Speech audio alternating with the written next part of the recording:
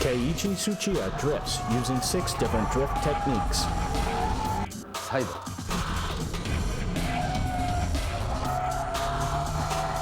シフトロック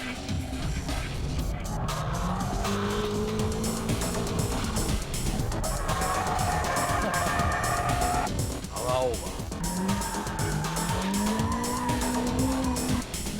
ブレーキング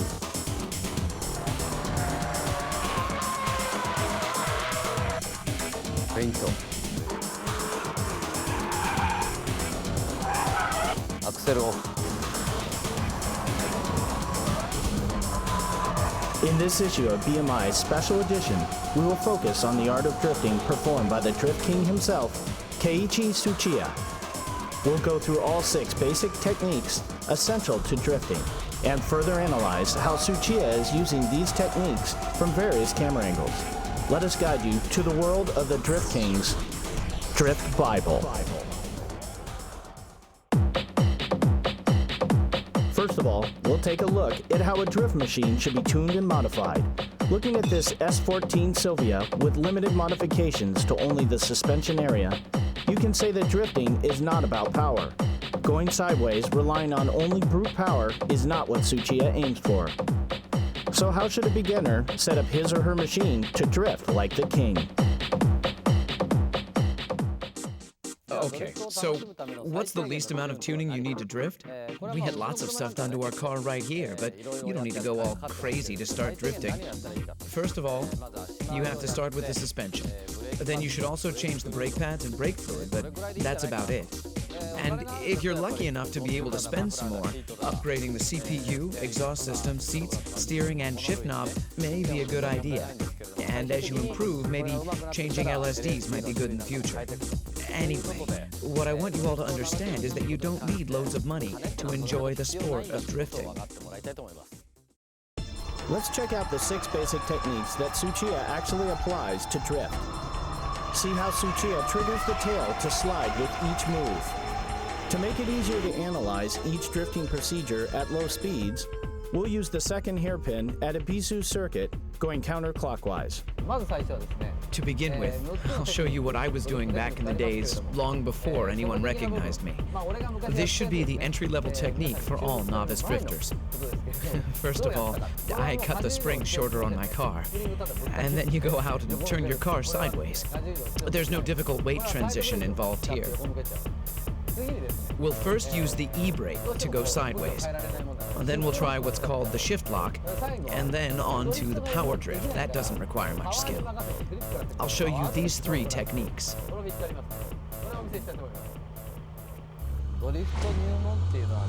This one's for all beginners. Everyone goes through this stage.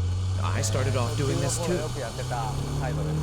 This drifting relies all on the e-brake. Straightaway, brake, toe, and e-brake. Right there. Just like this. Well, it all starts from something like this. Don't worry about how you exit the corner. Just try to pull the e-brake at the corner entrance and concentrate on making the car go sideways.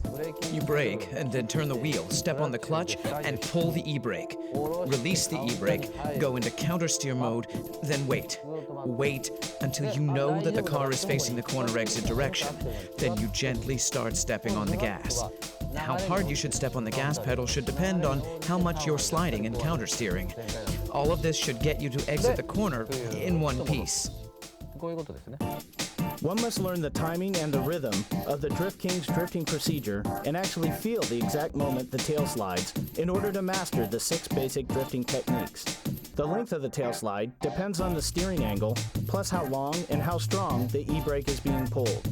All maneuvers must be done smoothly and timely, and to do that, having the right driving position becomes crucial. This is a must in order to give a car a quick countersteer and respond to the car's slightest movement. Let's check out how Tsuchiya is controlling the gas pedal from the outside. You can see he's controlling the drift without opening the gas all the way. The timing to pull the e-brake is almost synchronized with when the brakes are let off.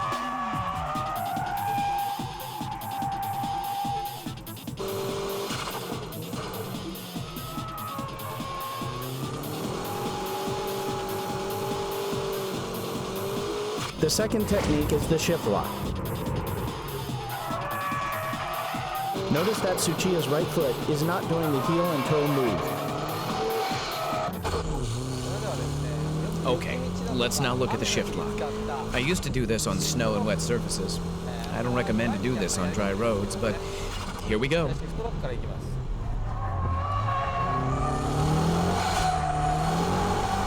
Just like that. Kick the gas all the way in third gear. Brake, steer, then boom. You let the clutch go without using heel and toe. The rear will suddenly lock. Then you slide, counter steer from here. Rest is the same as a side brake drift. The corner entry procedure is the same as the side brake drift. The important point here is when to release the clutch.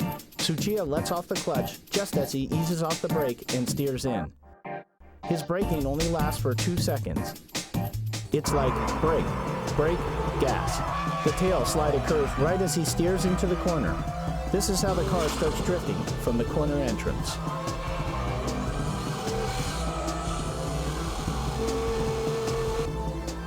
In power over drifts, throttle control is the key.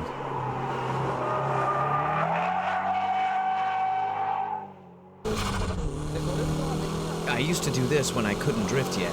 I'd brake like this and try to drift, but I couldn't because I was too scared. So the only thing I could do was to step on the gas all the way at the corner exit. I used to practice this on the snow as well. When you can't do anything about the strong understeer at the corner entry, you should try this on snow or on a wet surface to practice. Steer into the corner even if you feel the understeer, and at the corner exit, just floor the gas and make your car go sideways, and as you exit, countersteer. This should be the easiest way to drift at the entry level rather than side brake drifting and shift lock drifting. You should practice this on a slippery surface, and remember not to step on the gas until you reach the corner exit point. Because if you give too much gas before this clipping point, you'll end up understeering. In this case, the corner entry is the same as before, gradually opening up the gas until the clipping point. Then Tsuchiya loosens up the gas for a moment, and then he kicks in the gas pedal to get the tail sliding. Power over drifting needs strong front tire grip. This is the reason why Tsuchiya loosens the gas to make the weight shift to the front. By this time, you've mastered the entry-level drifting. And if you're in control of the car's weight transition, you can pull your e-brake lightly. Just a tad so that people watching can't even tell you're pulling the e-brake. Then you'll learn how to drift using shift lock and braking. But this entry level is a good starting point for all beginners. How is the weight transition being done? Let's check out the braking drift.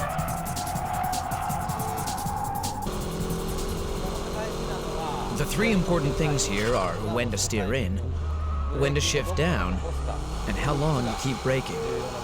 These are the three most important factors. Okay, I'm in third gear, I'm stepping on it, I'm speeding, then brake. How much you brake is crucial. If you kill the speed too much, you'll end up stopping before you drift like this, and with understeer. So you'll need a fair amount of speed even when you begin braking. Slow down to about 70% on the straightaway, then let go. Let go of the brake and steer into the corner. Here, you're a little overspeeding. If you brake through the corner, you'll end up with understeer. So first brake and then turn, heel and toe and steer in towards the clipping point. You'll be overspeeding here as well. Then you shift down to second gear while leaving your foot on the brake. Let's say you're running around 5,500 revs when you shift down to second gear. Release the clutch like you're running around 5,400 revs, but don't let the gears lock. It's similar to shift lock drifting, but you don't lock the rear tires with braking drift. Anyhow, that's how I do it. Sometimes I drift by only braking, like through corners where I can enter and exit in second gear. I step on the brakes, leave the brakes on, then turn, and I brake once again towards the clipping point. Then the car starts to slide. With this kind of drifting, I concentrate on the front and rear brake balance. If only the front brakes work and the rear don't, it's impossible to brake drift. You can't control the shifting weight of the car if only the front brakes work. Obviously, braking is the key here. Tsuchiya is not braking hard at all. He's stepping on the brake with a certain rhythm to adjust the speed. If you coordinate the steering work to the braking, you're a step closer to Tsuchiya's braking drift.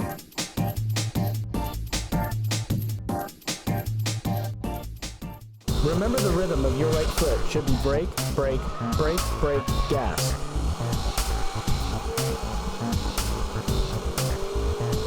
Steering into the corner and shifting down should be done simultaneously.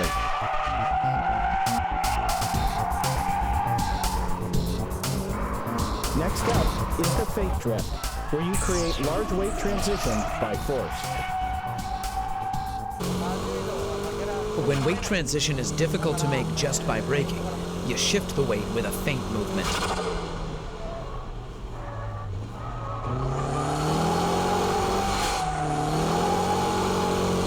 Quickly steer like this, and at this point, my foot is off the gas. And when I juke the car like this, the car bounces back with the weight, and that's when I step on the gas pedal. It's just like a pendulum, and you use that return force to make the weight transition. Here too, I've stepped on the gas, all the way for a second, before I let go, in order to get the car to slide. Once the car is in sliding mode, release the foot from the gas and control. I used to do this a lot on snow. If you're going too slow, you have to step on the gas to make it happen. But if you're going fast enough and you steer to the left and quickly steer back to the right, your tail will automatically start to slide. But you know, I wasn't that good back then, so my car would lose speed while I was doing all that. That's when I learned to give the car some gas to make the car slide, so that I can drift, even at such speeds. Because of the inertial force from the feint action, the braking doesn't have to be as strong as the braking drift. It's all physics and dynamics, but the rhythm of the right foot is always the same.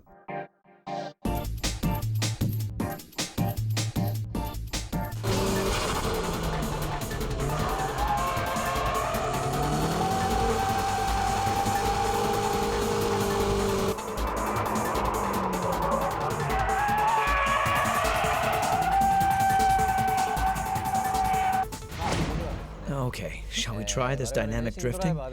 This one's pretty difficult, so even professional racing drivers like us can't always get it right. Drifting begins from stepping off the gas, just like the Fuji Speedway's 100R or the final corner at Tsugo.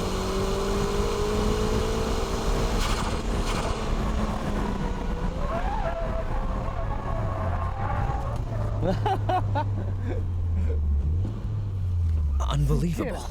That was awesome. It's so tempting to brake.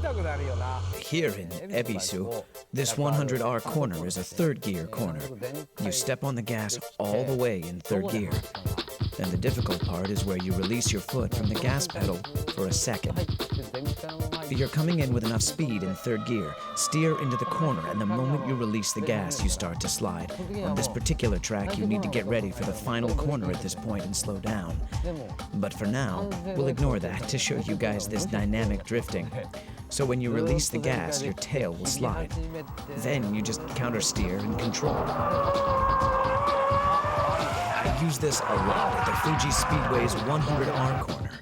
I charge in without braking and just instantly let go of the gas. And when the tail starts to drift, I just counter steer and slam on the gas as I exit the corner. You do this at the final corner at Tsugo. There are some cars that can plunge into the corner without braking at all. In a Miata, you can dynamic drift at Maze, go right in at full speed, and by releasing the throttle, you can initiate the tail slide. From there, it's just counter steering and stepping on the gas again at the exit. And that's what I call dynamic drifting.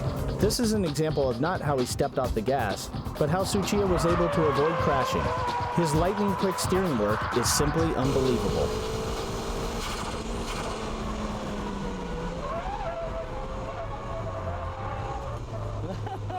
So that was dynamic drifting, which is the ultimate form of all drifting.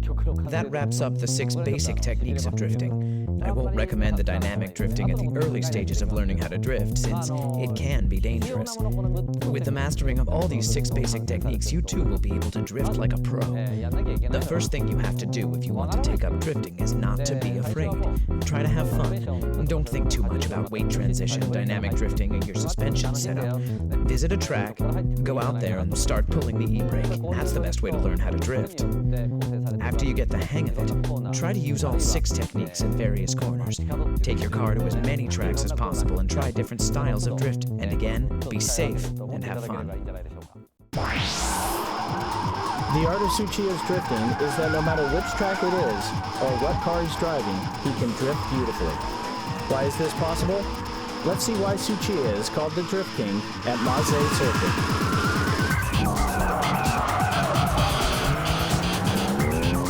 We're at Maze Circuit in Niigata Prefecture. I hope you understood the basic techniques that I showed you at Ebisu. Here at Maze, we're going to be applying those basic techniques to high-level drifting.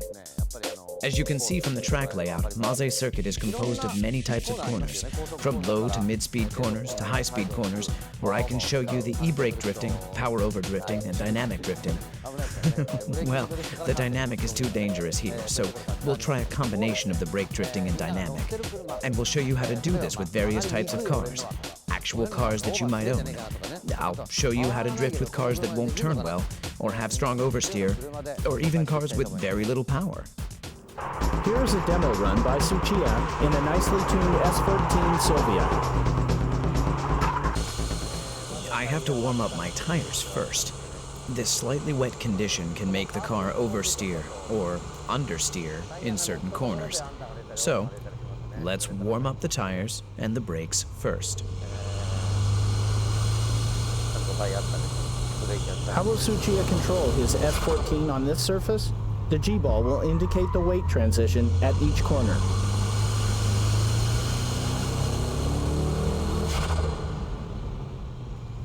It's wet here, so I'll just pull the e-brake to avoid the understeer. For the first couple of laps, I'll demonstrate the braking drift with this K-Office S14. This S14 is modified with a great suspension system that allows the car to perform high-speed drifting.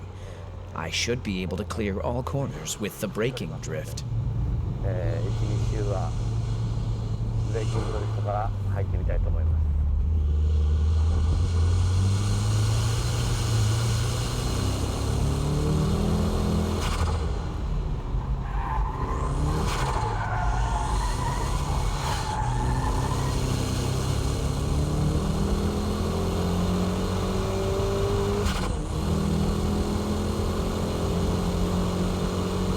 You know, no matter which track you're at, or which corner you're going through, what you have to do is basically the same.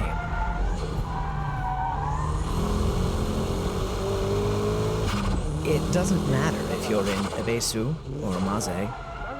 It's the same thing. Braking drift is controlled by the braking power, your braking touch.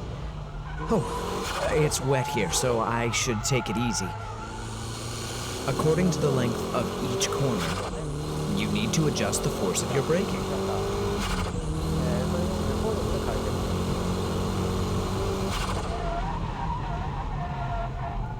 I went into that corner too fast.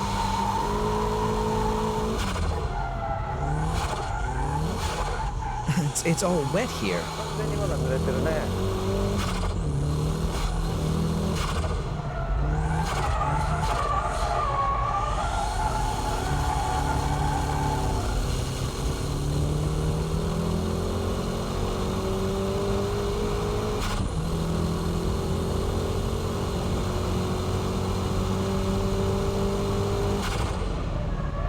See? I'm doing the same thing. No matter where I go, this is how I do it. But remember, you have to adjust your speed, braking power, and steering angle for each corner. What do you do when it's all wet like this? Just pull the old e-brake.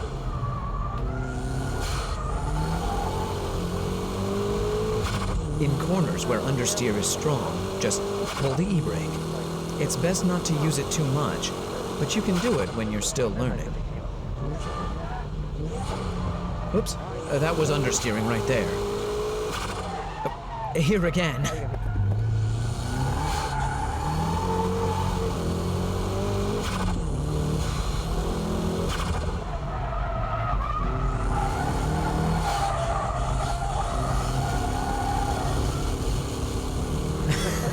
My drifting is a bit wild, isn't it?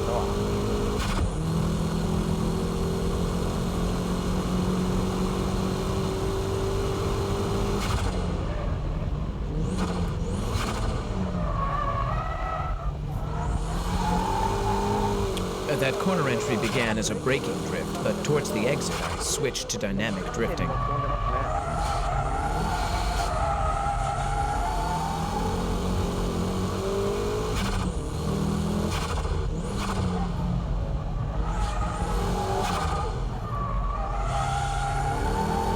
Here I'm power drifting at the exit.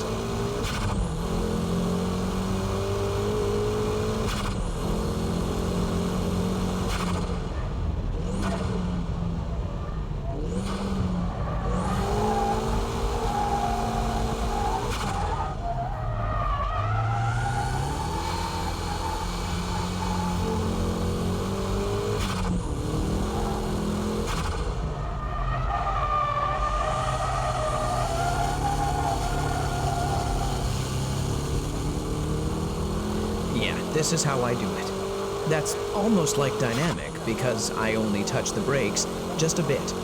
It's a combination of braking and dynamic.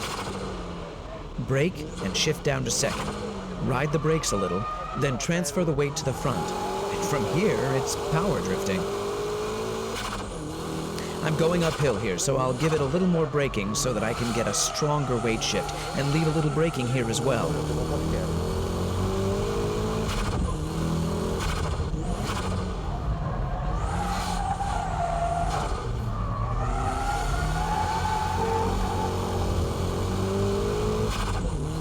On the S-curves, the feint drift should be used.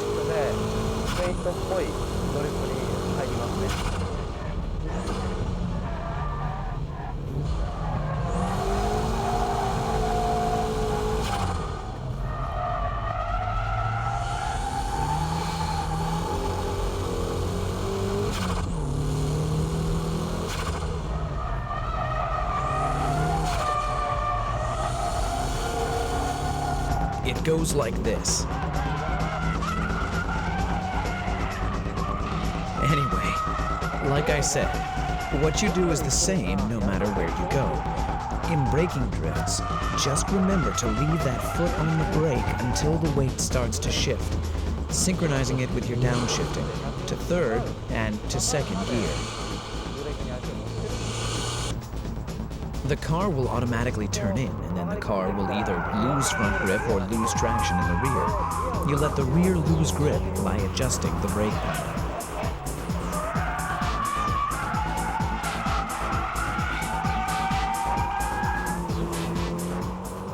Let's check out how the S14 is acting on this final corner from the outside camera.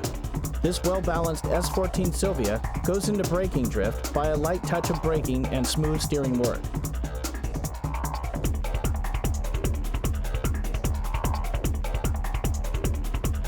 This time, let's check the onboard footage from another lap. Look at the braking. Just like at Ebisu Circuit, Tsuchiya is getting the tail to slide by pumping lightly on the brake.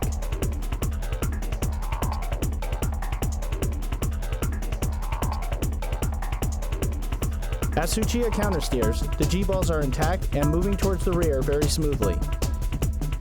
A beautiful drift must have smooth weight transition. Pay attention to the angle of his countersteering and throttle control.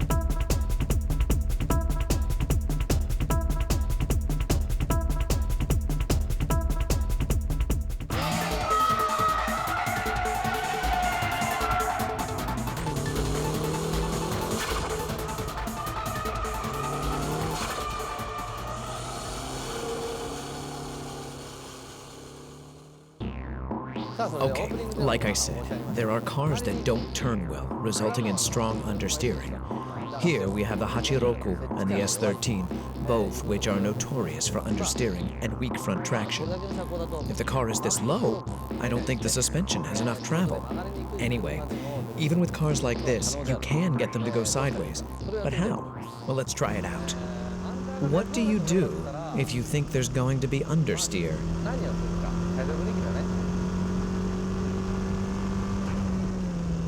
Remember, pull the e-brake. After braking, and if the weight doesn't shift enough, what do? Pull the e-brake. Then you turn, just like this. It's the same here too. If the weight won't shift, e-brake it. It's the same at the next corner as well. No weight shifting, then pull the e-brake. And this time, use the brake pedal to turn back.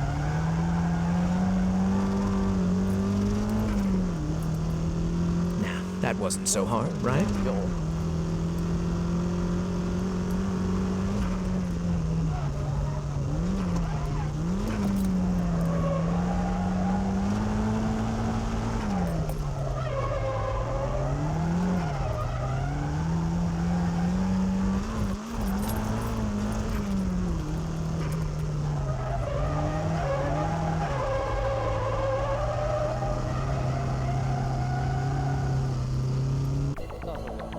I'm standing here at the first hairpin curve on the Maze circuit. I'd like to demonstrate the different drifting procedures with different cars. The S14 Silvia has good front grip and a good weight up front, which enables the car to turn easily. All I had to do was create and control the weight transition with my braking. In contrast, the S13's front grip is terrible. Yes, like your car, probably. If you install one of K-Office suspensions, it will go away, but I'm not here to advertise my product, so let's move on. Okay, you start. This is the first corner. You're climbing up to around here, and understeer is strong going uphill. And with the S14, I could easily turn into the corner with a little steering work, and by riding the brakes a little. The S13 and the Hachiroku won't turn enough because it needs more front-end weight. So what do? I give it stronger braking in order to create stronger weight shift to the front. Actually, the braking I do here is the equivalent to how long and strong I brake with the e-brake. Remember, always to shift more weight towards the front end. So here you're going uphill, and when you reach the top, you start braking. And as you turn into the corner, ride the brakes longer compared to what you would do on an S14. Then the rear end will start to slide. From here, you just smile and step on the gas to power drift right out from the corner. Next up is a champion for oversteering, the MR2. I mean, these types of cars won't stop once it starts going around. Just like the NSX, these mid-engine layout cars have light front ends and heavier rears, which makes them spin happy. Oof, that was close. When I ride the brakes like I did with the S14, this happens. Adjusting the pressure you brake with and how long you brake entering the corner is the key here. The difference between the S14 and the MR2 is the braking power you apply.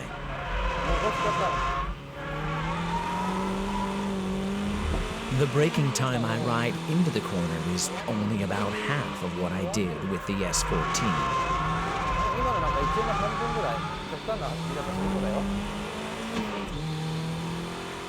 Right here, I quit braking already.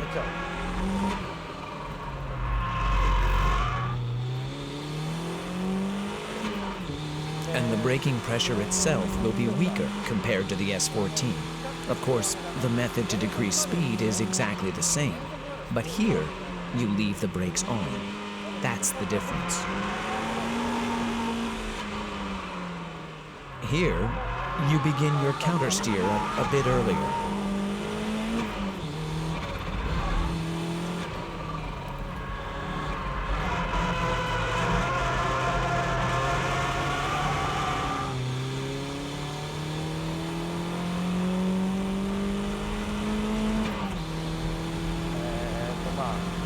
That's how you keep control and drift with understeer.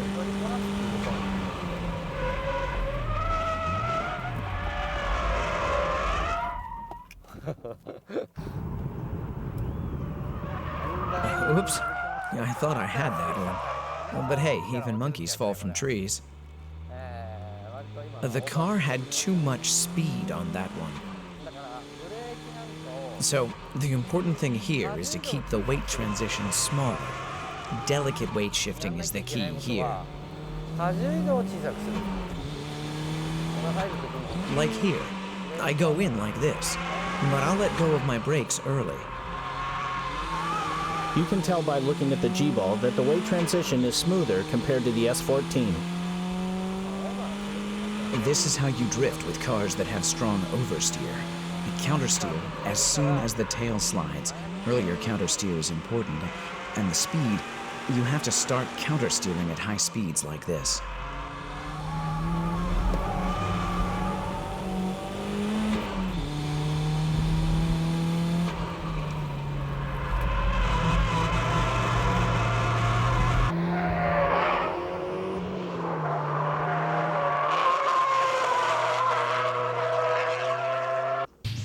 That's how you drift with oversteer cars like the MR2. The difference between the cars I've shown today is like this.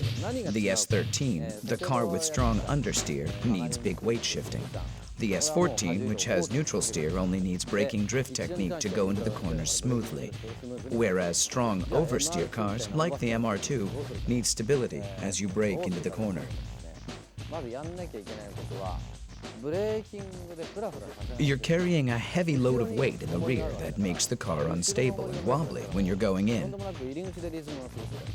So, stabilize the rear weight and go into the corner, adjusting the amount of your braking according to the steering angle. The amount of weight transition is about half of what you have with an S14.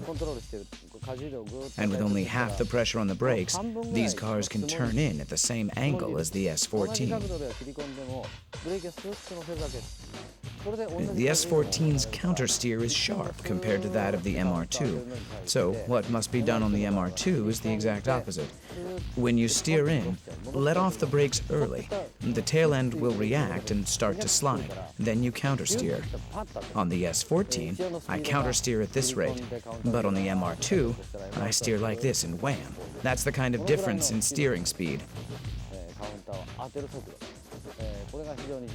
The important thing here is the speed of your countersteer. Not just here on the first hairpin, but here on the S-curve, and right here as well. When going downhill, the weight becomes larger, so the rear becomes easier to get thrown out. So it's better to turn small here on the first one, so that you can drift on the second corner.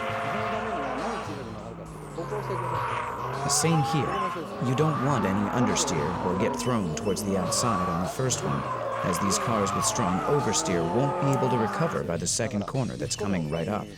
So just turn small on the first one, and on the second one, just lightly step on the brakes or let go of the gas to get the momentum change. Then you can control with a quick countersteer. Compared to FR cars, these mid-engine cars have good traction. Therefore, the driver has to act quickly and perform the next move earlier. You can wait for the tail slide to ease down a bit before you hit the gas on FR cars. But on these mid-engine cars, you don't wait. But you hit the gas while the car is still sliding. You have to get the car to power slide immediately.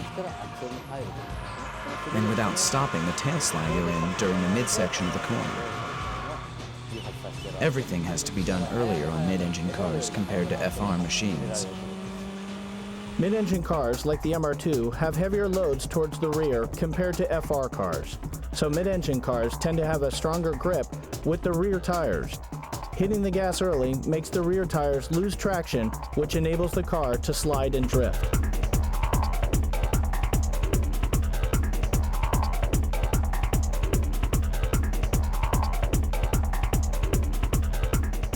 The big difference between the S13 and the S14 is that the action needed to trigger the tail slide is smaller.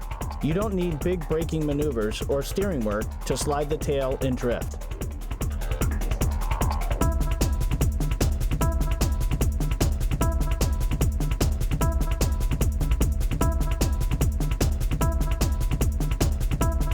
Further, by checking the different laps, you can see Tsuchiya stepping on the brakes with more pressure, but the tail doesn't slide. So he gives it gas, but even that doesn't make the car slide. The last thing he did was letting off the gas to get the car to go sideways. This proves how Tsuchiya can instantly change his applied techniques according to the situation he is facing.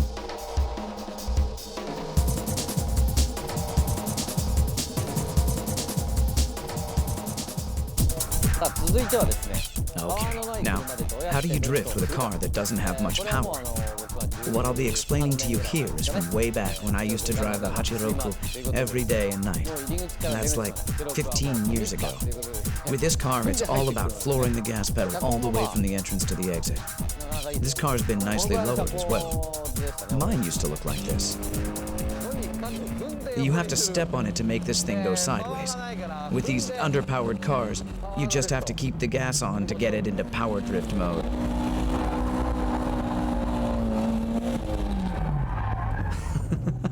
I just killed the power. But it's great that I can constantly floor this thing.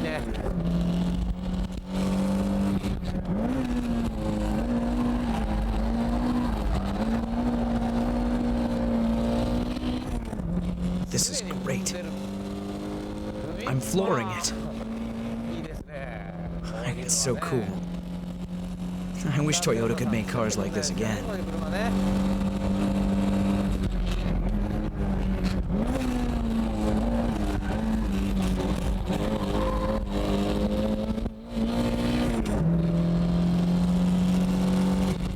Shift down and put the pedal to the metal. It feels great. Just the right amount of power to have fun.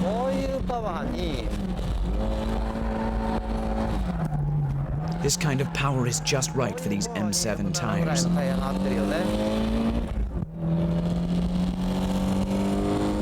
Feels good.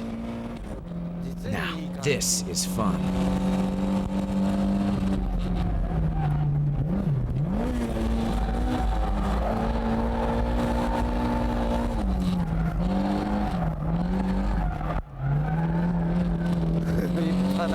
I'm literally flooring it the entire way. Do you know any other car that can do this?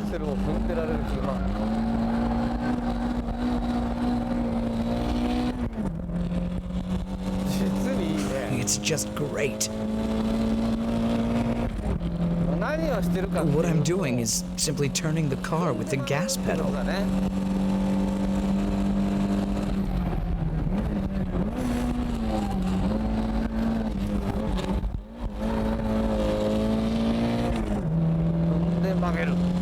Step on the gas to make it turn, brake, and shift down, then step on the gas again. Step on it to let the rear go. You have to keep revving it within the torque band.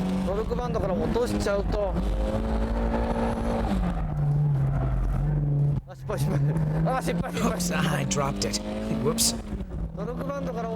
The instant you fall out of the torque band, you stop drifting. So make sure you rev it up enough to keep it up there.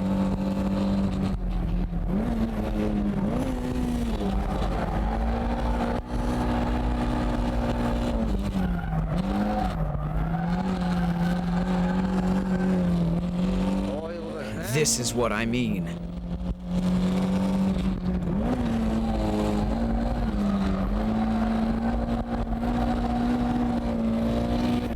So, how was drifting with an underpowered Hachiroku? This car is a classic, and it will be a classic for years to come. Did you know I taught Takumi from Initial D how to drift in one of these? Okay, the first hairpin, what am I doing? I'm simply turning the car only with the gas pedal. This is the biggest difference from other cars. This is quite a technique, definitely for advanced drifters. You need to use this here on the first hairpin, and here on the S-turn. And here. I use a combination of the braking drift and dynamic drift. It's the same here as well, but on the final corner, these old cars have tendencies to understeer. So, what do? You step on the gas and turn the car sideways. Let's check the steering work for the first corner. You come down the straightaway in third gear, so shift down to second. Steer into the corner, but the car is understeering. Step on the gas all the way and let the rear slide. Then you let go of the gas and wait. But if you wait too long, you'll lose too much rev, and your drift power will stall. So, after you give it gas all the way to make the tail slide, countersteer. And as you do this, place your foot on the gas, just to keep the rev within the torque band. This is how you drift right from the corner entrance to the exit. And this is also the reason why an underpowered classic like the Hachiroku can go up against the high-tech power machines of today. I'm turning using the gas pedal at all corners. You know, you may be able to drift in other cars, but drifting through the corners from entrance to exit in an underpowered car is a tough task to pull off. And that's why people who say they can drift in a Skyline, Supra, MR2, or a Silvia can't always go sideways in a Hachiroku. This is because you really need to know your stuff to keep the underpowered car drifting through corners. And to get this done, you must master the 6 basic techniques to make your drift perfect. Let's check the Hachiroku on the final corner. In this corner, a standard braking and shift lock triggers the car to drift. But the throttle control from here is different. Tsuchiya floors it immediately to keep the car sliding all the way from the entrance to the corner exit. He's purposely letting the wheel spin a bit so he can control the tail slide with little power. He's driving while constantly maintaining loose traction. These 6 techniques and their various application make the Drift King go sideways. How did I become the Drift King? I can only say that I was driving day and night. I guess people call it practicing and hard work. But to me, I was just having fun out there. To enjoy driving, or shall we say practice for now, all you need is some safe, clear space. This will be enough. Let's start with a 180-degree turn. The first thing I tried, right after I got my driver's license, is this. Pull the e-brake and try to end up facing the direction I came from. In my days, it was cool to be able to do this and get it right.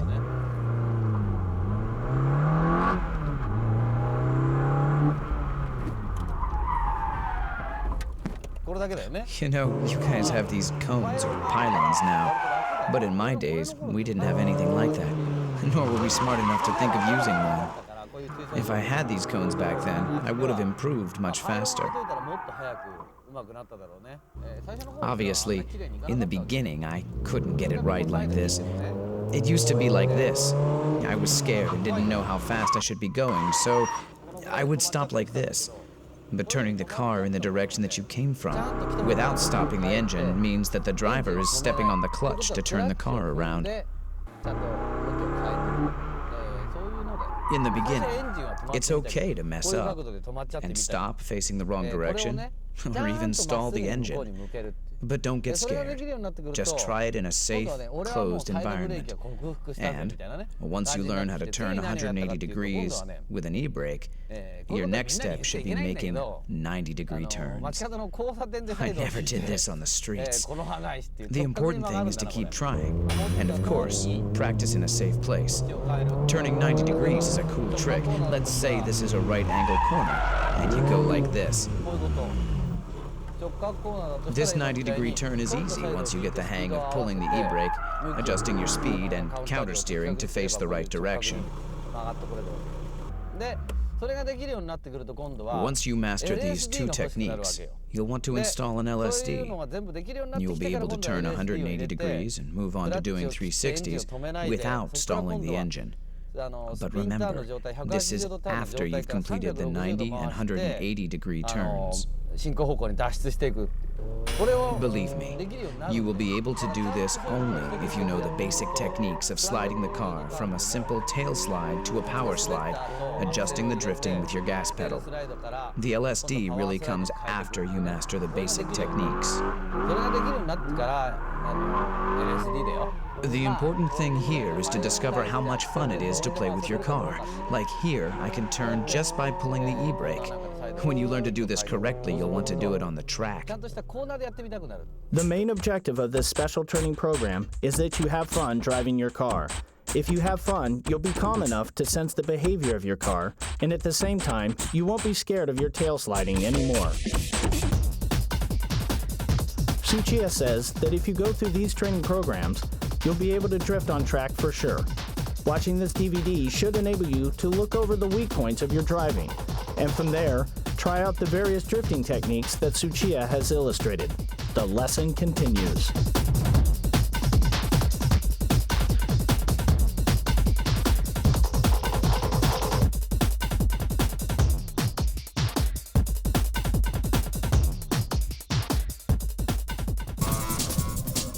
Special training program number 4 is learning how to use the handbrake according to the radius of the corner. Okay, first of all, okay, here. How about this? See, I countersteered and stopped the car facing the direction I want to exit. You have to countersteer toward the exit direction. You can see here that I am actually countersteering. And it's okay to pull the e-brake and stop here. Beginners tend to end up facing the wrong direction, like this. So, controlling the car towards the direction that you want to go is crucial here. You can do this by adjusting how long you actually pull the e-brake. I was supposed to go that way, but I was pulling the e-brake too long. But let's face it, you'll mess up at the beginning, so learn from your mistakes and don't smash up your car and pay for repairs all the time like I did. You guys have places like this, Driftland. I think it's important to practice without worrying about your repair fees or putting someone else in danger.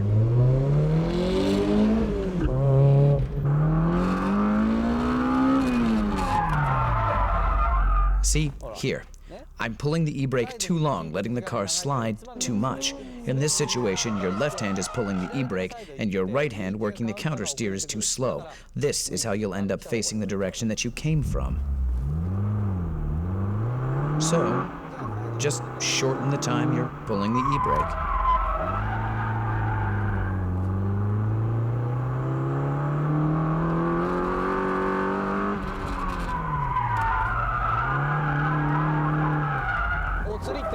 This is what happens when you steer too much. This was a good example. As you just saw, I began countersteering too late, and then I recovered the countersteer too late. As a result, my car just lost control. If all my steering work was done earlier, I could have avoided this.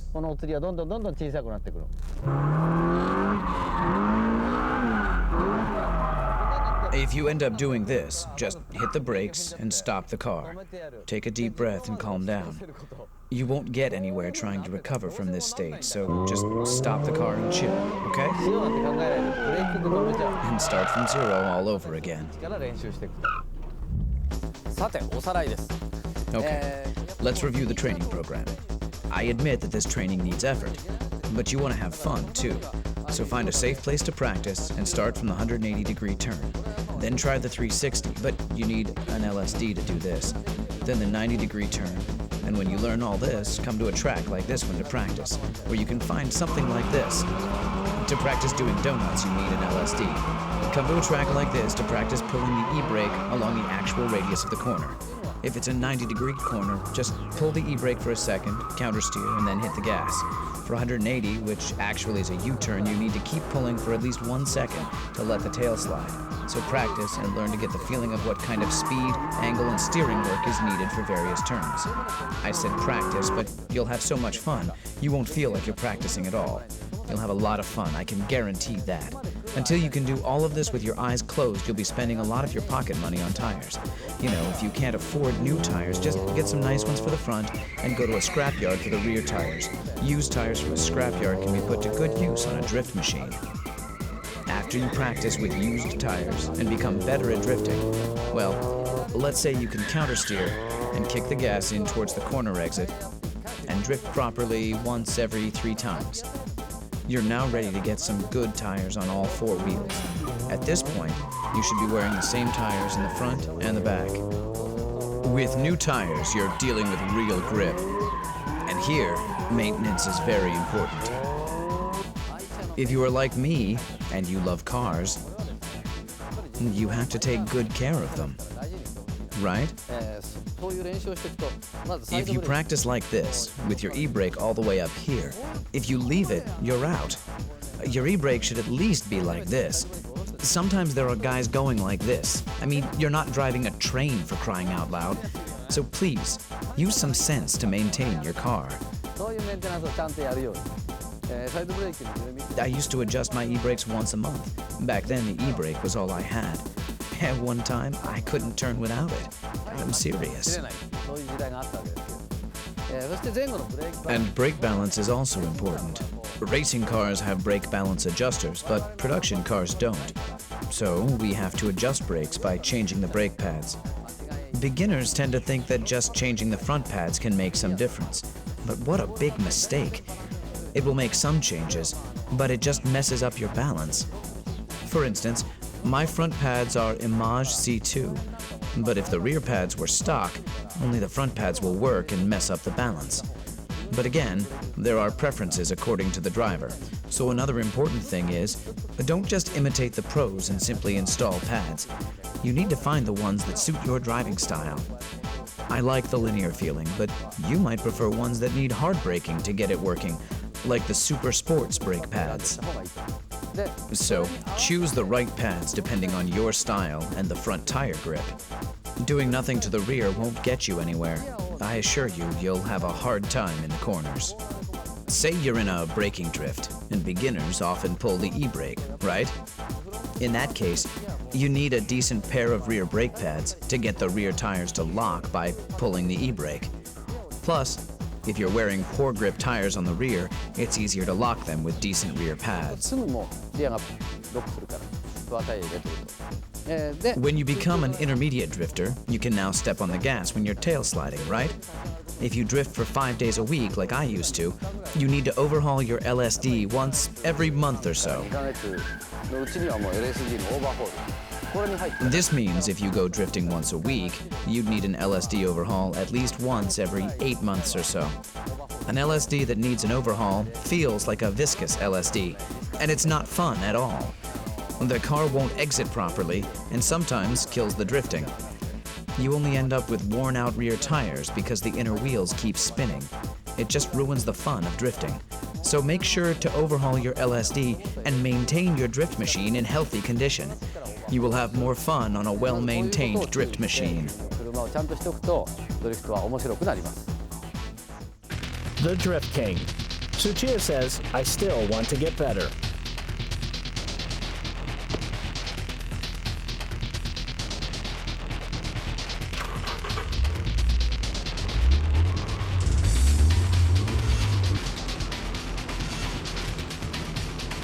This is Tsuchiya's flat-out drift attack at Ebisu Circuit.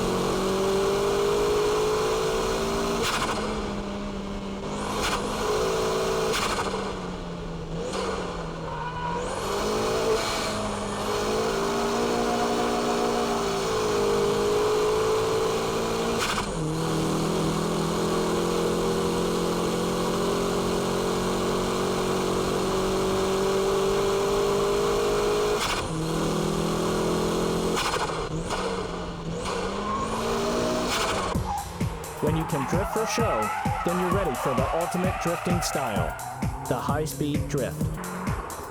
The 6 techniques are still vital for this style of drifting, but now you're going fast.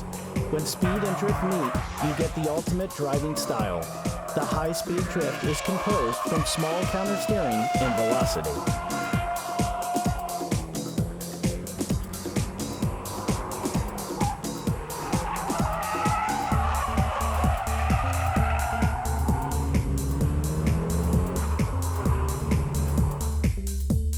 High-speed drift needs braking delayed to the absolute limit, instant steering work, and all-out cornering exit skills. Every movement needs to be orchestrated precisely.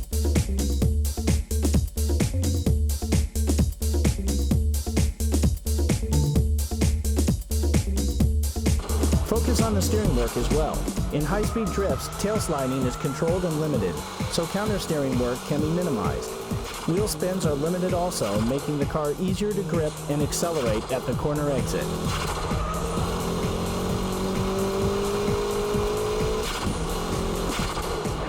Let's compare the high-speed drift and the show drift laps at Ebisu. Show drifts keeps drifting from the entrance to the exit.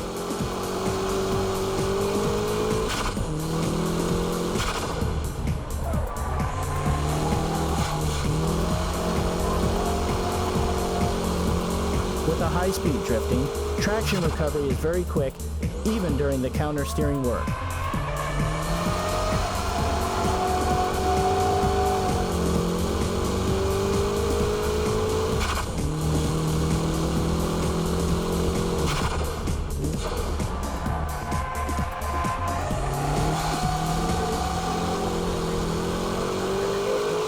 The steering angle is kept at a minimum as well.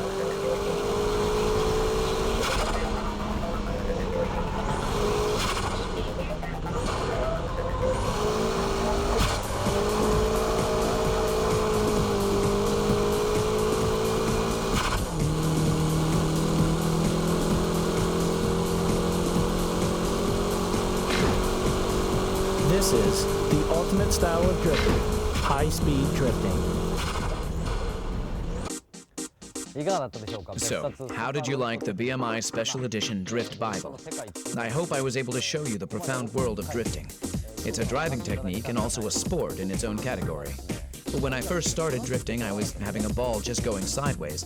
But some people used to criticize my driving style and say that it wasn't real drifting because I was using the e-brake and shift locks.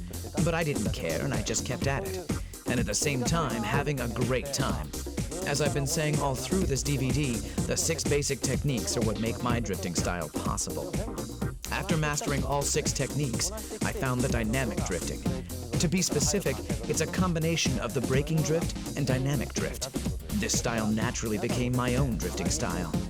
Anyway, don't ever give up, even if your car is not turning or has strong oversteer. There's always a way to drift any car. And remember to be safe and have fun. Try to have as much fun as possible when you start drifting. And once you're able to drift, set your goals higher and keep at it.